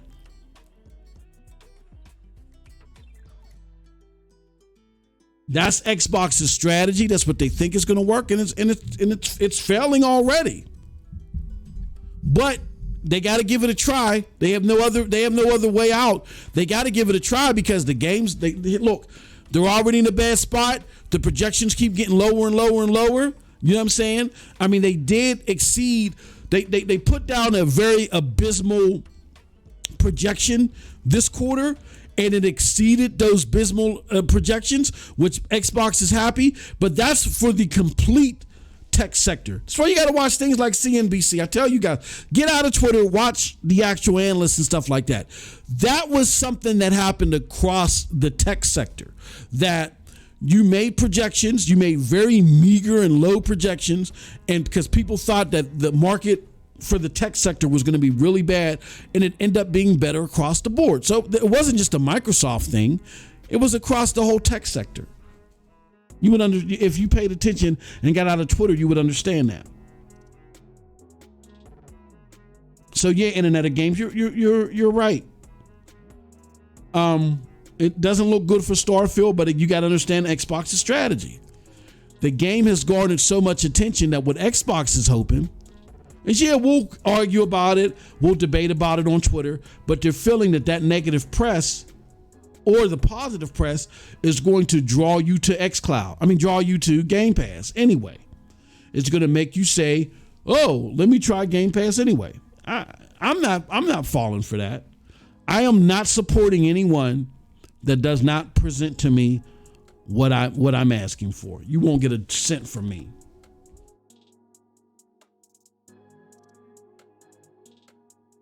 If that game comes out at 30 frames per second, is a mess. As bad as Redfall, even worse. It's pretty much over with Bethesda. Yeah, and I wouldn't doubt Cold Blood that if I remember a couple of years ago, Matt Booty was being interviewed, and he had said something controversial in the interview. I can't remember. But one of the things that he said that flew under the radar, which I think is really prevalent now, and I got to find that interview, is he said that in these acquisition clauses, well, at least at the time, it was, if these companies that get acquired want to back out, there's a clause in there that allows them to back out after X amount of, after, certain contingencies being met.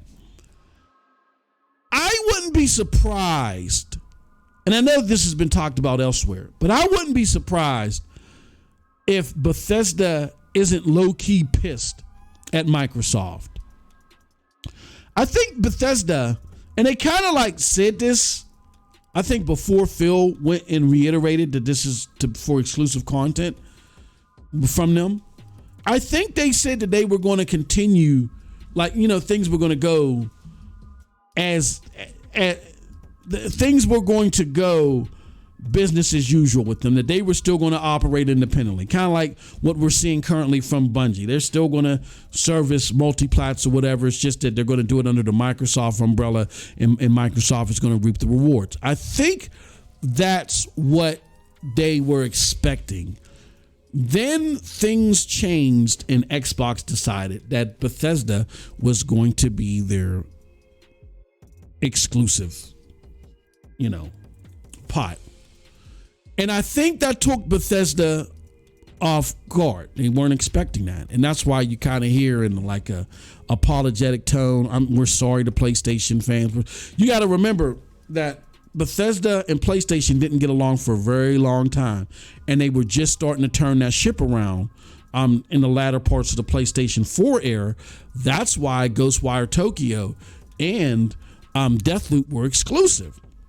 And it was starting to be, and it was rumored that Starfield was going to have a timed exclusivity as well with PlayStation. They were starting to change that around, and they were starting to find some fluidity in the relationship. And from what I understand, it started with the creation of the PlayStation 4. They really went to Todd Howard and a lot of them and started working and building that relationship.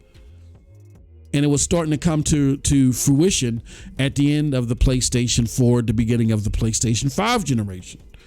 So I think that kind of took them off guard when they were going to be used as fodder, as console war fodder, quote unquote, and their content was going to be made exclusive. And I don't say that to be facetious. Yeah, you got every right to do what you want with the content. I just think that you bought it. I just think that it took Bethesda off guard. And evidence of that, I think, is the fact that the head of Arcane openly admitted, and they're not, just because they speak a different language, they're not stupid. Please. They knew what effects that was going to have on the Xbox and Microsoft. He admitted that there was a Redfall for PlayStation 5 in development, and it just got canceled. He admitted that.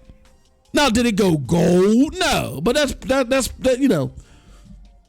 that's trying to play semantics. It was in development. So the game I feel would have had better quality had it not been for Xbox's intervention. I think Xbox's intervention is really making Bethesda sour on the relationship. And that whole thing where Matt Booty talked about the clause years ago, I can't remember who he was talking to, but he was talking about the clauses that would be available for those that wanted to back out of the deals. If that was still the case, and that's something with Bethesda, I wouldn't be surprised if Bethesda wouldn't exercise that eventually. Like if things don't change. Now, granted, I feel like Redfall released too early. Starfield, on the other hand, they may have wanted to launch it earlier. It was probably going to launch buggy, the typical Todd Howard buggy game. But and Xbox pushed it back to try to polish it. And now, some things are going awry there. And they probably feel that they probably would have been able to get away with some of the issues with Starfield had they let Redfall bake in the oven a little bit more. Now that you release Redfall in the state, you know what I mean? Like, Starfield was probably in a lot better quality, in a lot better state than Redfall. Or they felt like they could get away with Starfield, or maybe they would have ended up pushing it back too. You know what I'm saying? But now that you put Redfall out here in this miserable state that definitely wasn't ready for launch, now you put more pressure on Starfield. Now you put this reverse grading curve on Starfield where, now it has to exceed expectations in order to get a decent enough score. So I wouldn't be surprised, IOG, if Bethesda was the first to take advantage of pulling out of being owned by Xbox, if possible financially, and if that clause is in their contract that Matt Booty spoke of a few years ago. See, this is stuff that ain't nobody else is talking about because MM2K does his homework. This is why y'all need to pay attention to this platform. Y'all need to pay attention to what's being said here because we're covering things that nobody else is talking about here. What else we got here?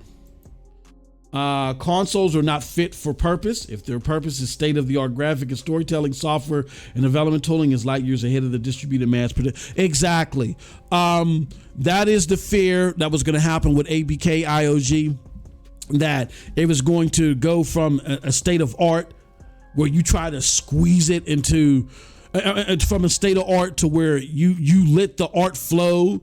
I mean, you put reasonable guardrails around it, but you let the art flow and kind of semi-manage those guardrails somewhat and until it's the best final product it can be, opposed to something that you try to wedge into these production lines.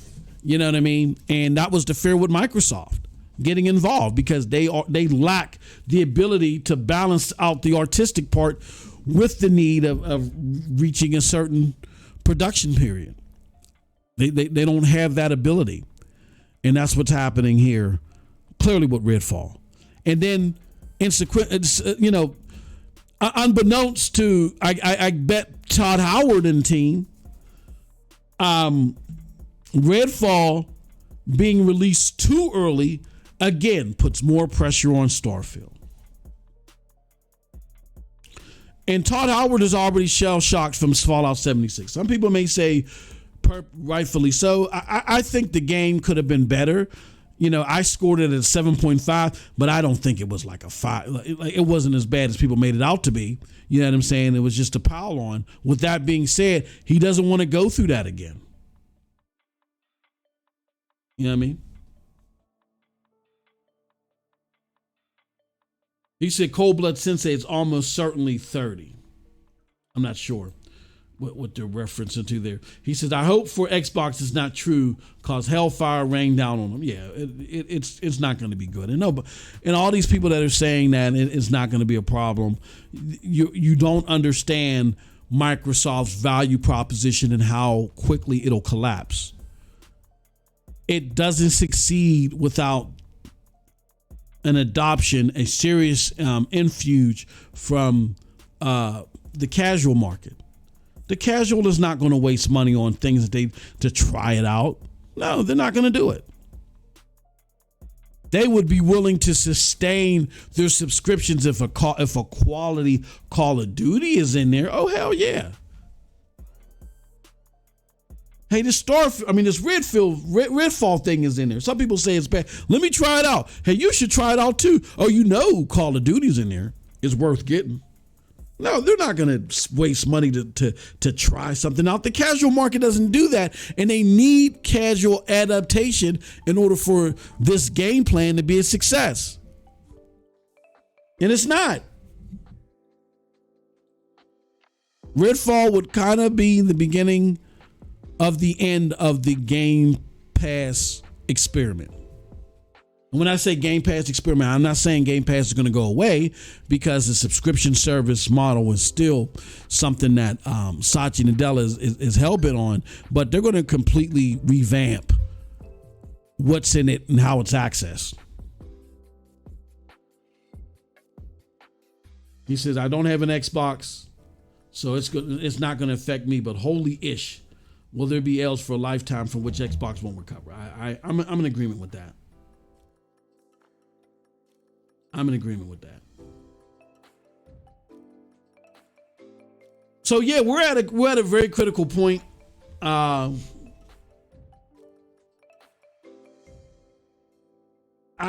don't know what else to say to my Xbox brethren besides fish rots from the head. This is a Phil Spencer problem. And if you don't hold Phil Spencer accountable, then it's just going to keep happening. So, hopefully you guys learn from this, and you require better. There was a section where I said I wanted to dedicate to the homie Cold Blood Sensei, not just because of his continuous support, but me and Cold Blood, we were having a conversation last show, and I don't know if Cold Blood remembers this. Cold Blood was saying, you know what, I'm upset with Sony, right? And I think me and Vet were in the chat. I'm not sure. I can't remember. Maybe I'm making stuff up. Maybe Vet was there too. We were like, no, Sony is cool. And Cold Blood's like, no, there's only one game in the pipeline that's a PlayStation first party game. And I had to think about it, because I'm like, yeah, Final Fantasy 16 is coming though. I mean, I think Forspoken was quality. I got to get back into that. But to Cold Blood Sensei's point, you're at your best. You get the best out of PlayStation from PlayStation directly. If I can use Ruth Chris Steakhouse again, you know, when the prime cut that's shipped from New Jersey, or from Connecticut rather, is on its way, you know that's when that's the steak that they're preparing, then you know it's the best. And to hear that, that steak is only going to be available between 3 and 6 today, but you ain't, you're only going to get there at 7. I mean, yeah, you may have gotten there last week on time, but you're hearing that, okay, the steak is only going to be there at certain times. They're not reaching out to Connecticut anymore to get the best cut. That's gonna make you upset. You're like, hold on, I'm used to this quality. But there is again a domino connection to Xbox with this. PlayStation feels like they don't need to do anymore. Look at it.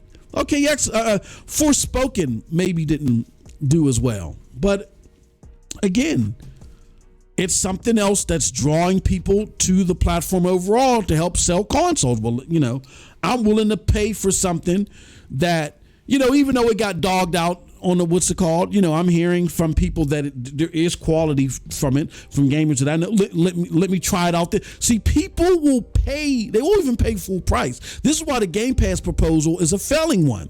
The value proposition doesn't work in AAA gaming. It doesn't work. Look at Nintendo. Nintendo was charging $70 for games that ain't even touching 60 frames per second in a lot of cases. The value proposition doesn't work in gaming. People know you get what you pay for. So you had a lot of people that still in enough range or willing to go by Forspoken to where in the first quarter it remained in the top 20. It bottomed out the top 15 NPD, which is the largest market in console gaming, which is North America. And don't tell me, oh, well, that's just one quarter. Stop it. PlayStation was driving sales. They were carrying on their back the whole console market. They were breaking records, not in just hardware, but in software.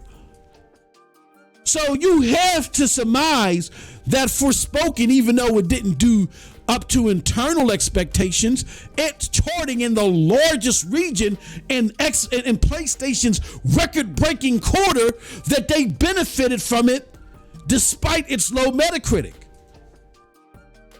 They benefited from the game launching in that era than they would have in any other previous era. So they still pulled some numbers. They just didn't reach the internal numbers that would have made Square Enix happy. Again, because they probably put a lot of money in. There's rumors that they spent $100 million on it. I think that they'll make that $100 million back if they didn't already. I feel that they'll do that, but they expected it to be a big blowout hit, and it wasn't that. Okay. So, to Cold Blood Sensei's point, when you have a situation where, again, you're not seeing the best, they're scaling back on it, you got to ask why. And if again, I've talked about this in my Xbox days when I was starting to wane from the product. Thank you, Cold Blood Sensei, for knocking me back into my senses and making me not forget it. But if PlayStation doesn't have an incentive to blow it out the box, then you're going to see them ease up. Because it only makes sense for them.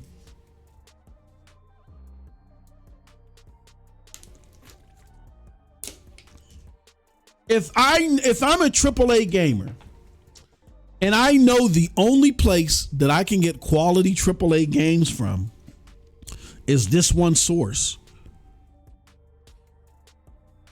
then for better or for worse, that's where I'm going to go. Because this other source isn't even really competing in that narrative anymore. And PlayStation benefits from attrition from Xbox. But that's not what we want. We want an Xbox that threatens PlayStation. We should be having a Xbox 360, PlayStation 3 moment every generation, where the competition is fierce. They're neck and neck. I won NPD last month. You won it 2 months in a row prior to that. But I won it 3 months in a row prior to that. We need that back and forth. The console war is a byproduct of success between two products. The console, that's what the console war. That's why when people say, oh, I hate the console war, shut up. If you don't like it so much, don't pay attention to it. It's a byproduct of success.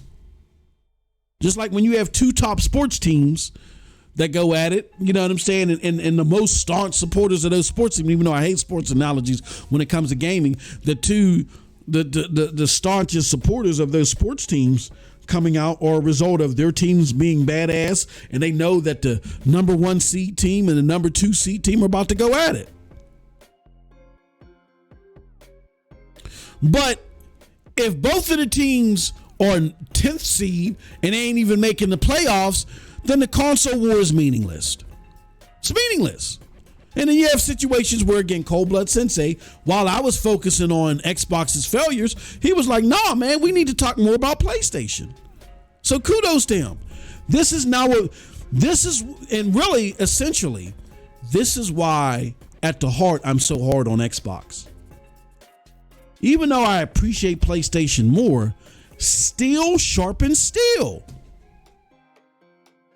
If Microsoft is coming out here like a wood block, then PlayStation ain't going to stay sharp.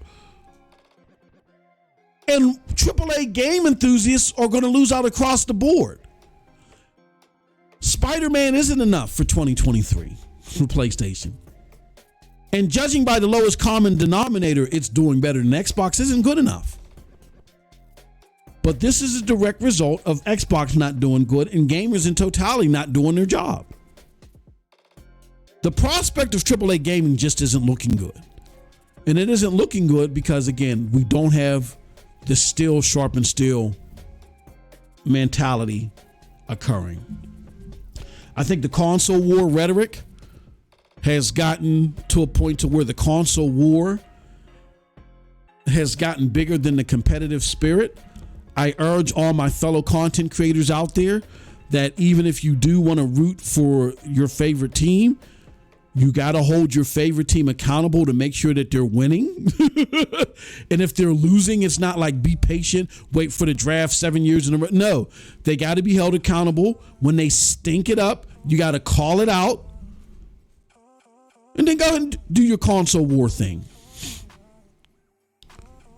But as an advocate for AAA gaming, this is unacceptable. This is unacceptable definitely on the Xbox side, and it's unacceptable for PlayStation to rest on their laurels. They say they got 26 games in the pipeline, and we've only heard about one. Wolverine. And we know about Spider. Okay, so there's 24 games they told us about a year ago or maybe 2 years ago, and we still haven't heard about the other. That's unacceptable. PlayStation has to do better too. We can no longer judge them based upon the lowest common denominator either. Xbox is doing some goofy-ish. They're doing some silly, stupid, goofy-ish, and the market will correct them accordingly. But we still need PlayStation to do better too. So I urge all my zealot friends on either side to sometimes to calm it down, chill out, as I had to reflect on myself. And thank you, Cold Blood Sensei, for helping me realize that. I had to reflect on myself, and PlayStation has to do better too.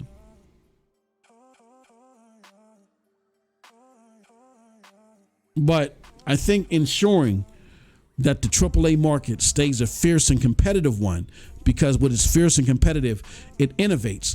I think that starts with looking at Xbox. The very important piece of the still sharpening steel proposal, and forcing them to do better. And I'm gonna do my part.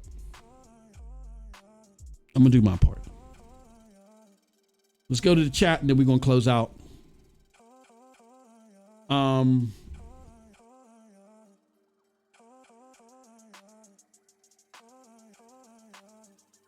Sean L says, laugh out loud. IOG says, ready your asbestos undies, Cold Blood. And he says, the problem is you need 3 competitors to create a true champion. Otherwise, they just dance around the ring together. And Cold Blood Sensei says, I might be a harsh critic to Xbox, but I have no problem to rip a new hole for my preferred platform because I don't accept mediocrity. No matter the platform, in Spider-Man 2, the only first-party game for a whole year is unacceptable and lazy. No, I totally agree.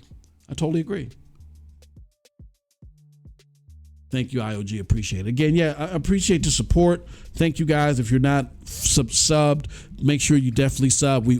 Tomorrow are the days to where the sub members, either whether you're following us on any platform, you're going to on any PNTS network platform, you get access to extra podcasts that we don't release publicly. You get access to that.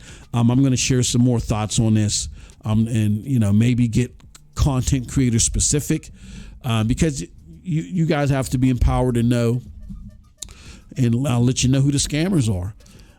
So we're gonna get into that. I'm gonna talk about the scammers tomorrow. But yeah, definitely check us out, support us. We need your support. It goes a long way to make this a better platform for you. Hopefully you found something valuable out of this podcast. I've been talking about this ad nauseum, but hopefully things get better. With that said, that's it from your boy. Appreciate all of y'all. Again, no stream today. I got a very important meeting that I really got to get out of here in like 8 minutes. and get ready for, we'll be back tomorrow with the members content again. Hopefully I can squeeze in some streams. We'll see. But until next time, have a wonderful, wonderful gaming day. Peace.